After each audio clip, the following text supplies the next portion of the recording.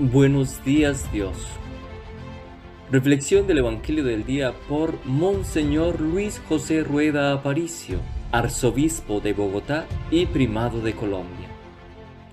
Abre tu corazón a la palabra de Dios.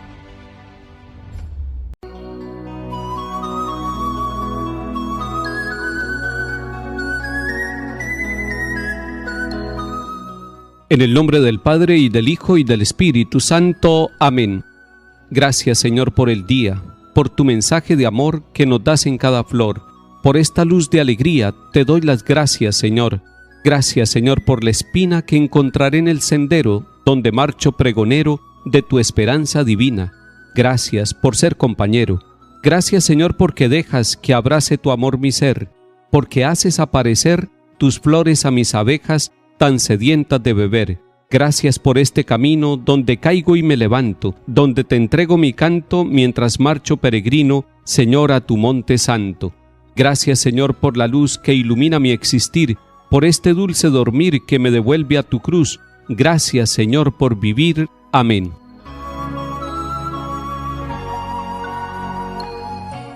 Lectura de la carta del apóstol San Pablo a los Romanos, capítulo 4. Hermanos, veamos el caso de Abraham, nuestro progenitor según la carne. ¿Quedó Abraham justificado por sus obras? Si es así, tiene de qué estar orgulloso, pero de hecho, delante de Dios, no tiene de qué. A ver, ¿qué dice la Escritura? Abraham creyó a Dios y esto le valió la justificación. Pues bien, a uno que hace un trabajo, el jornal no se le cuenta como un favor, sino como algo debido. En cambio, a este que no hace ningún trabajo, pero tiene fe en que Dios hace justo al impío, esa fe se le cuenta en su haber. También David llama dichoso al hombre a quien Dios otorga la justificación prescindiendo de sus obras. Dichoso el hombre que está absuelto de su culpa, a quien le han sepultado su pecado. Dichoso el hombre a quien el Señor no le cuenta el pecado. Palabra de Dios, te alabamos, Señor.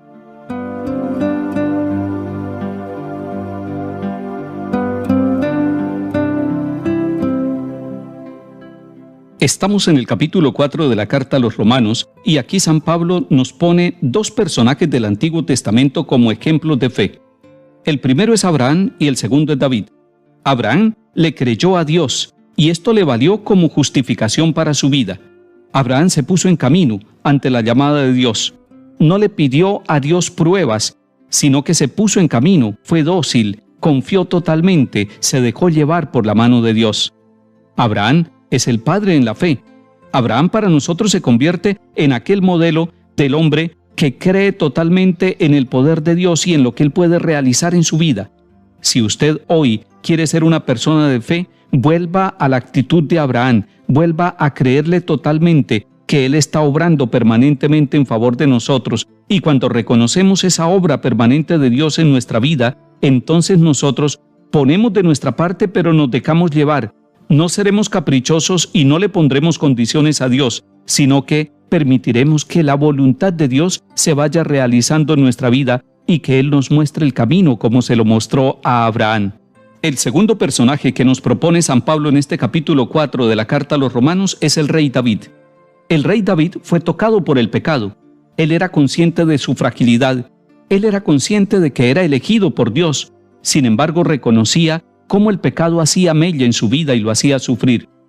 Muchos hombres y mujeres de nuestro tiempo que reconocemos la bondad de Dios en nuestra vida, reconocemos también nuestra fragilidad. Y ante el pecado somos llamados a la fe que tuvo el rey David. El rey David es conocedor de su pecado, de su maldad, pero conocedor también de la misericordia de Dios. Y por eso la frase que San Pablo trae, atribuida al rey David, dichoso el hombre que está absuelto de su culpa, a quien le han sepultado su pecado. Dichoso el hombre a quien el Señor no le cuenta el pecado. Ahora bien, en nuestra iglesia encontramos un sacramento para el perdón y para la reconciliación. El Señor ha dejado ese instrumento de gracia en la iglesia para que hombres y mujeres que hemos sido también heridos por el pecado, podamos ser sanados por la misericordia de Dios. Y lo hagamos gratuitamente, no por nuestros méritos. No somos capaces de redimirnos a nosotros mismos. Necesitamos la fe, y la fe nos lleva a descubrir que en el sacramento de la reconciliación, a través del ministro, que también es un pecador, a través del sacerdote, que es un instrumento frágil, sin embargo, obra la gracia santificante, la gracia del perdón, la gracia de la misericordia. Algunos dudan del sacramento de la confesión, y cuando se duda del sacramento de la confesión es que no se tiene la fe en el perdón, en la dicha que puede producir en nuestra vida cuando nos sentimos absueltos de la culpa, cuando nos sentimos absueltos del pecado. Se necesita fe para reconocer el pecado, para buscar el instrumento que Dios dejó en el sacramento y para reconocer que en esas palabras del sacerdote se manifiesta el amor de Dios perdonándonos, reconstruyendo nuestra vida, sanándonos y poniéndonos en camino.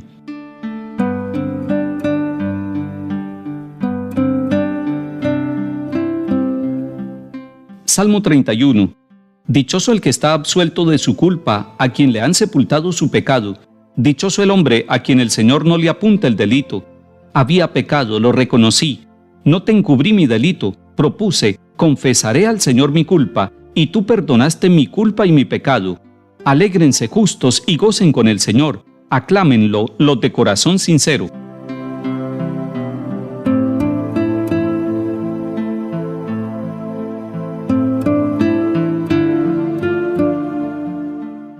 Lectura del Santo Evangelio según San Lucas, capítulo 12.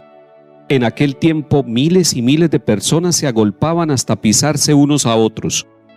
Jesús empezó a hablar dirigiéndose primero a sus discípulos. Cuidado con la levadura de los fariseos, o sea, con su hipocresía.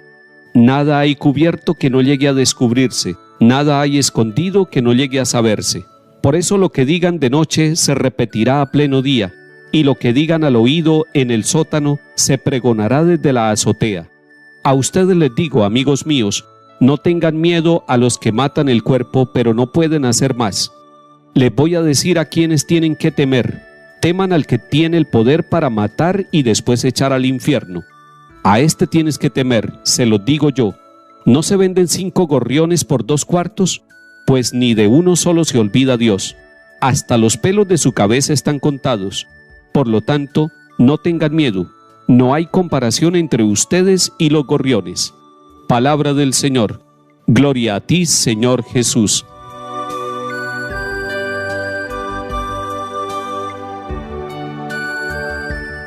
Comenzamos hoy la lectura del capítulo 12 de San Lucas y nos encontramos con una escena llena de miles y miles de personas que se agolpan hasta pisarse, dice el evangelista. ¿Qué están buscando estas miles de personas? Están buscando al Hijo de Dios, están buscando al Rey de Reyes, están buscando a Jesús. Usted y yo también, comenzando este día, queremos unirnos a esa multitud de hombres y mujeres en todos los continentes y en todos los tiempos, buscadores de Jesús. Y Jesús empezó a hablar y se dirige primero a los discípulos. En ellos el Señor quiere encontrar un fruto de verdad, quitar toda hipocresía, toda levadura al estilo de los fariseos. Quiere que ellos lo que digan personalmente lo digan públicamente. Así es el Señor también. Él todo lo que dice, lo dice en privado y lo dice públicamente porque no tiene dos verdades. No tiene una verdad escondida y una verdad pública.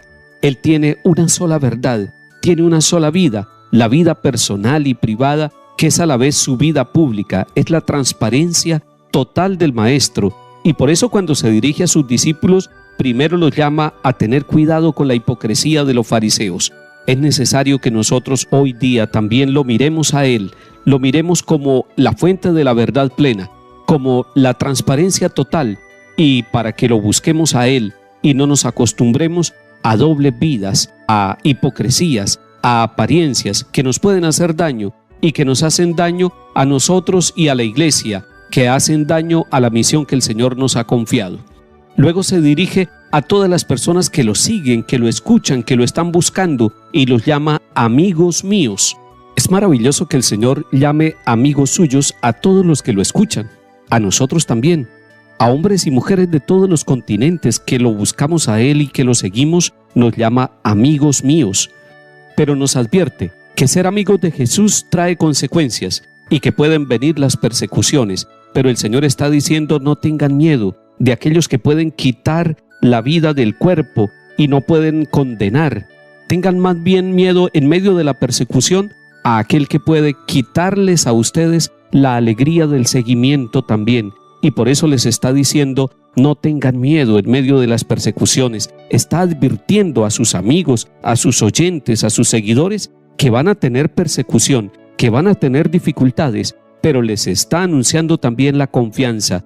El Padre Dios no se olvida ni de uno solo de aquellos pequeños, así como no se olvida de los gorriones, y así como todos los cabellos de la cabeza están contados. Por eso les dice, no tengan miedo, confíen, que Dios no se olvida de ninguno de los seguidores de su Hijo Jesucristo. Hoy llenémonos de la confianza del Señor, seamos realistas y sepamos que puede haber persecuciones en nuestro ambiente cuando nos decidimos a ser amigos del Señor, pero confiemos entonces como nos lo está proponiendo el mismo Jesucristo. El Padre Dios no nos olvida, y si no nos olvida el Padre Dios, tenemos nosotros certificada y preanunciada la misericordia que Él nos ofrece a todos. Que el Señor nos bendiga y acompañe. En el nombre del Padre, y del Hijo, y del Espíritu Santo. Amén.